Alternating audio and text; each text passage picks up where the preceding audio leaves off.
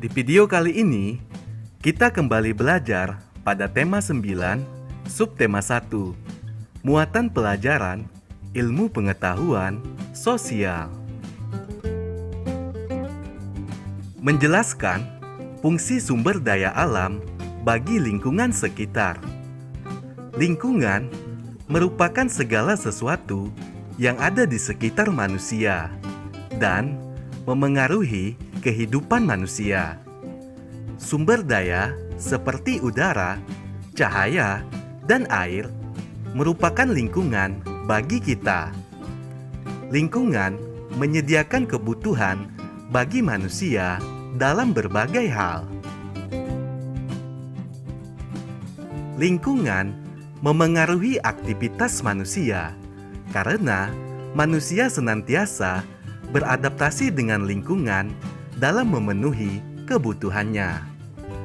Fungsi lingkungan bagi manusia yaitu sebagai tempat tinggal, sebagai tempat hidup dan mencari makan, sebagai tempat berlangsungnya aktivitas atau bekerja.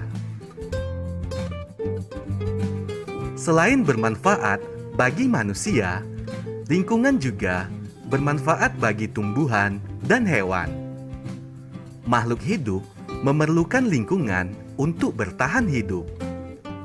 Berdasarkan materi, lingkungan terbagi dua jenis, yaitu lingkungan biotik dan lingkungan abiotik.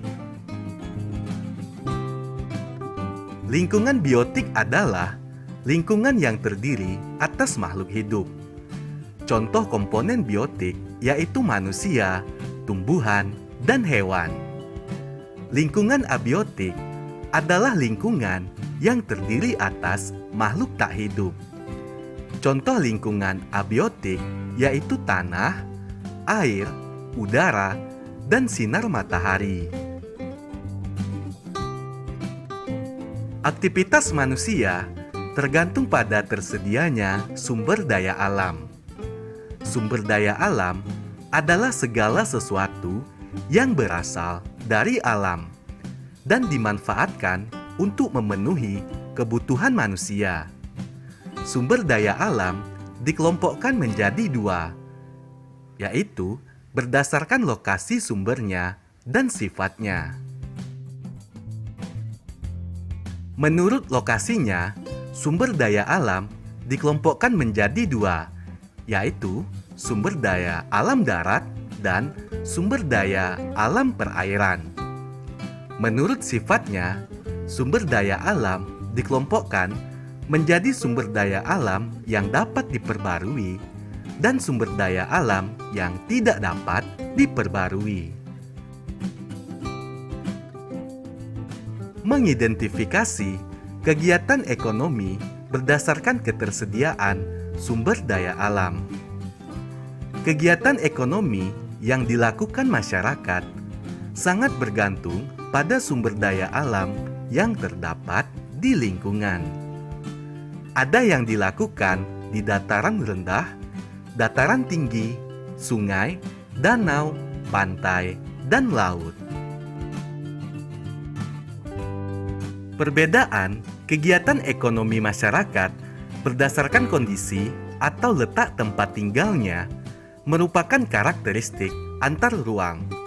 Misalnya, masyarakat yang tinggal di sekitar pantai biasanya berprofesi sebagai nelayan, petani kelapa, atau penjaga pantai. Berikut beberapa kegiatan ekonomi masyarakat berdasarkan sumber daya alam.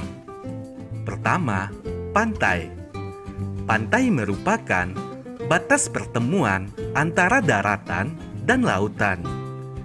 Sumber daya alam yang ada di pantai, misalnya ikan, kepiting, ubur-ubur, cumi-cumi, dan garam.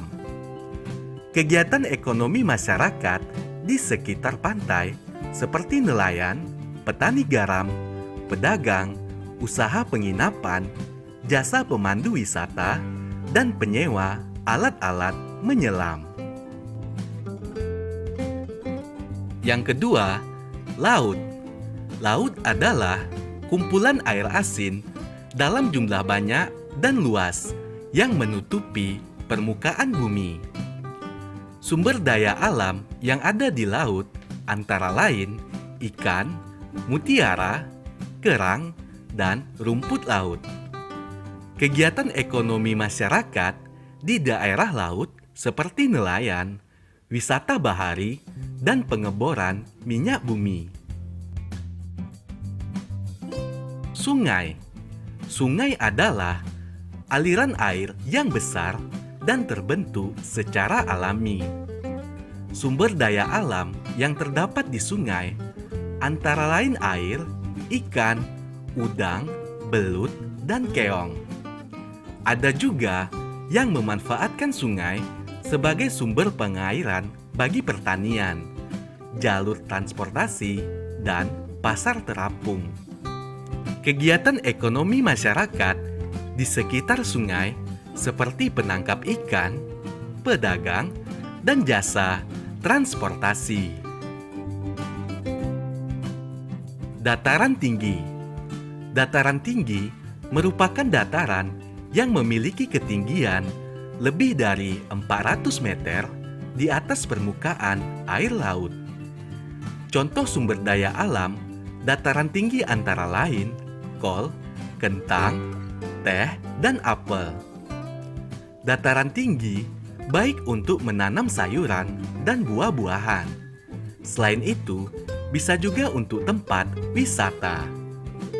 Kegiatan ekonomi masyarakat di dataran tinggi antara lain pertanian, peternakan, objek wisata, jasa penginapan, dan jasa pemandu wisata.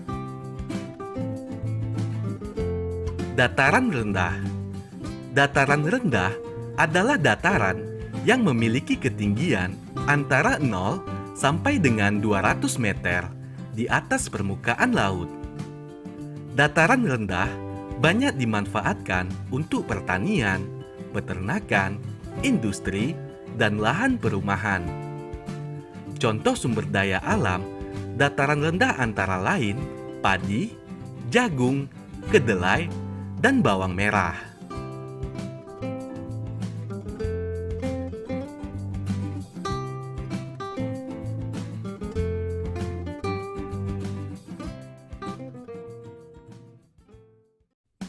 Di video kali ini, kita kembali belajar pada tema 9, subtema 2, muatan pelajaran, ilmu pengetahuan sosial. Menjelaskan persebaran sumber daya alam di Indonesia. Sumber daya alam merupakan kekayaan alam yang dapat dikelola dan dimanfaatkan untuk memenuhi kebutuhan hidup masyarakat. Sumber daya alam terbagi dua, yaitu sumber daya alam yang dapat diperbarui dan sumber daya alam yang tidak dapat diperbarui. Sumber daya alam yang dapat diperbarui adalah sumber daya alam yang jumlahnya tidak terbatas dan dapat dimanfaatkan terus-menerus. Berikut adalah contoh sumber daya alam yang dapat diperbarui. Pertanian, contohnya seperti padi, jagung, kacang tanah, kedelai, singkong, ubi jalar, kentang, bawang merah, bawang putih, dan cabai. Berikutnya perkebunan, contohnya teh, cengkeh, kopi, kelapa sawit, tebu, coklat, tembakau, karet, kapas, dan anggur. Selanjutnya, perikanan, contohnya gurami, patin, mas, mujair, tuna, salmon, kepiting, kerang, udang, dan lobster. Berikutnya, hutan, contohnya jati, mahoni, ulin, rotan, damar, pinus, gaharu, meranti, cendana, dan bakau. Peternakan, contohnya ayam, bebek, sapi, kambing, kerbau, lebah madu, ulat sutra, domba, dan kelinci. Sumber daya alam yang tidak dapat diperbarui adalah sumber daya alam yang jumlahnya terbatas dan apabila telah habis dipakai, membutuhkan waktu lama untuk menyediakan kembali. SDA yang tidak dapat diperbarui ada berupa logam, non-logam, dan industri. Berikut adalah contoh sumber daya alam yang tidak dapat diperbarui. Asal dari logam, contohnya yaitu emas, perak, mangan, nikel, pasir besi, platina, timbal, dan timah. Berikutnya, non-logam, contohnya aspal, batu bara, minyak bumi, dan gas alam. Selanjutnya, industri, contohnya berlian, belerang, fosfat, gamping, batu kapur, yodium, dan asbes. Berdasarkan jenisnya, sumber daya alam dibedakan menjadi dua, yaitu sumber daya alam hayati atau biotik dan sumber daya alam non-hayati atau abiotik. Sumber daya alam hayati adalah sumber daya alam yang berasal dari makhluk hidup, contohnya hewan dan tumbuhan. Sedangkan sumber daya alam non-hayati adalah sumber daya alam yang berasal dari benda-benda mati, contohnya fosil, mineral, matahari, udara, dan air. Sumber daya alam yang kita miliki tersebar di seluruh pulau-pulau dan laut Indonesia. Persebaran sumber daya alam di Indonesia tidak merata. Hal ini disebabkan ada daerah yang memiliki sumber daya alam melimpah dan ada juga daerah yang memiliki sumber daya alam sedikit. Ayo perhatikan peta persebaran sumber daya alam hewan berikut ini.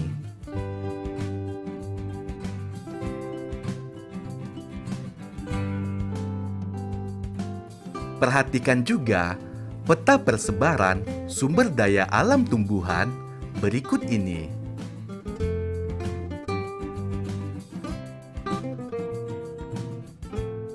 Ayo perhatikan peta persebaran sumber daya alam berupa bahan tambang berikut ini.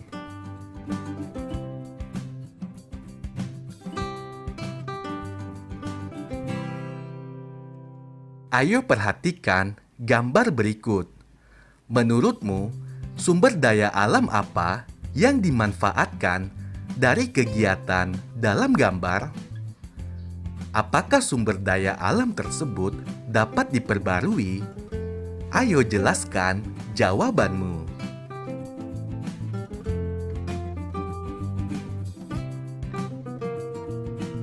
Menjelaskan pemanfaatan sumber daya alam. Sumber daya alam dapat dimanfaatkan secara langsung maupun tidak langsung. Secara langsung berarti sumber daya alam tersebut dapat langsung digunakan tanpa diolah. Misalnya, hasil pertanian dan perkebunan seperti sayur mayur dan buah-buahan. Secara tidak langsung berarti sumber daya alam tersebut harus diolah terlebih dahulu agar bisa dimanfaatkan. Misalnya minyak bumi, diolah menjadi minyak tanah, solar, dan bensin. Hasil sumber daya alam dapat berupa hasil pertanian, perkebunan, perikanan, hutan, dan tambang. Setiap sumber daya alam mempunyai manfaat yang berbeda-beda.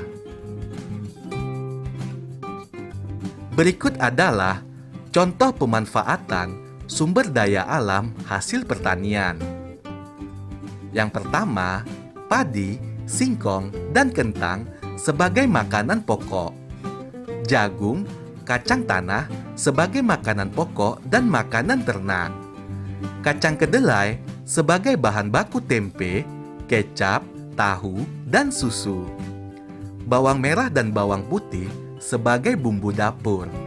Apel, jeruk, dan mangga sebagai sumber vitamin.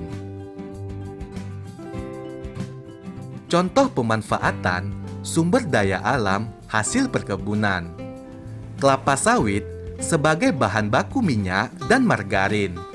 Karet sebagai bahan baku ban. Tebu sebagai bahan baku gula pasir. Kina sebagai bahan baku obat malaria. Kapas sebagai bahan baku benang. Berikutnya, contoh pemanfaatan sumber daya alam hasil peternakan. Daging sapi serta daging dan telur ayam sebagai sumber protein hewani. Lebah madu sebagai penghasil madu. Ulat sutra sebagai bahan baku kain sutra. Kerbau untuk membajak sawah. Domba sebagai sumber protein hewani dan bahan baku kain wol. Contoh pemanfaatan sumber daya alam hasil laut dan perikanan. Ikan, udang, kepiting sebagai sumber protein hewani. Garam sebagai bahan makanan atau bumbu dapur. Rumput laut sebagai obat, bahan makanan, dan kosmetik. Mutiara sebagai bahan baku perhiasan. Fosfat sebagai bahan pupuk organik. Selanjutnya, contoh pemanfaatan sumber daya alam hasil tambang. Marmer dan batu gamping sebagai bahan bangunan. Gipsum sebagai bahan baku plafon dan hiasan rumah. Tanah liat sebagai bahan baku bata, genteng, dan gerabah. Pasir kuasa sebagai bahan baku gelas kaca, semen, dan keramik.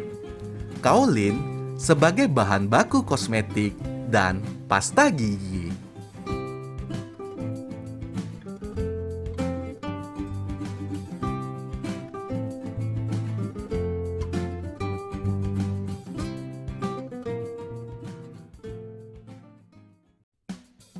Di video kali ini, kita kembali belajar pada tema 9, subtema 3, muatan pelajaran ilmu pengetahuan sosial.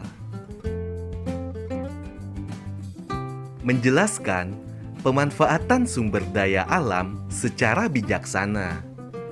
Sumber daya alam banyak dimanfaatkan oleh manusia untuk memenuhi kebutuhan hidupnya. Namun, kekayaan sumber daya alam tersebut akan cepat habis jika dimanfaatkan secara berlebihan. Oleh karena itu, sumber daya alam harus dimanfaatkan secara bijaksana. Berikut contoh pemanfaatan sumber daya alam secara bijaksana. Yang pertama, menggunakan sumber daya alam sesuai kebutuhan saja. Kedua, tidak mengubah lahan hutan menjadi perumahan. 3. Menerapkan sistem tebang pilih pada tanaman. 4. Melakukan reboisasi pada lahan yang gundul. Dan yang kelima, memperbaiki lahan bekas tambang. Dampak perubahan lingkungan terhadap keseimbangan ekosistem. Yang pertama, penebangan dan pembakaran hutan. Kegiatan ini menyebabkan hutan menjadi gundul dan memengaruhi daur hidup hewan dan tumbuhan. Yang kedua, penggunaan bahan-bahan kimia dan pestisida secara berlebihan. Untuk penggunaan bahan kimia yang berlebihan dapat mencemari lingkungan, khususnya air. Sementara itu, untuk penggunaan pestisida yang berlebihan dapat membunuh hewan lain yang bermanfaat bagi tumbuhan. Yang ketiga, penggunaan kendaraan bermotor. Penggunaan bahan bakar pada mesin kendaraan menghasilkan gas karbon dioksida yang dapat menyebabkan pencemaran udara. 4. Perusakan terumbu karang. Terumbu karang yang rusak menyebabkan ikan-ikan kehilangan tempat tinggal, bahkan punah. 5. Perburuan liar. Perburuan liar dapat mengakibatkan kepunahan hewan dan tumbuhan. Berikut beberapa kegiatan manusia yang memengaruhi keseimbangan lingkungan. Yang pertama, penebangan hutan secara liar tanpa mereboisasi hutan. 2. Pembakaran hutan untuk membuka lahan baru. 3. Menangkap ikan dengan pukat harimau ataupun bahan peledak. 4. Melakukan penambangan tanpa pengelolaan yang baik. 5. Membuang sampah dan limbah pabrik ke sungai. Dan yang keenam, pemanfaatan sumber daya alam yang tidak bertanggung jawab.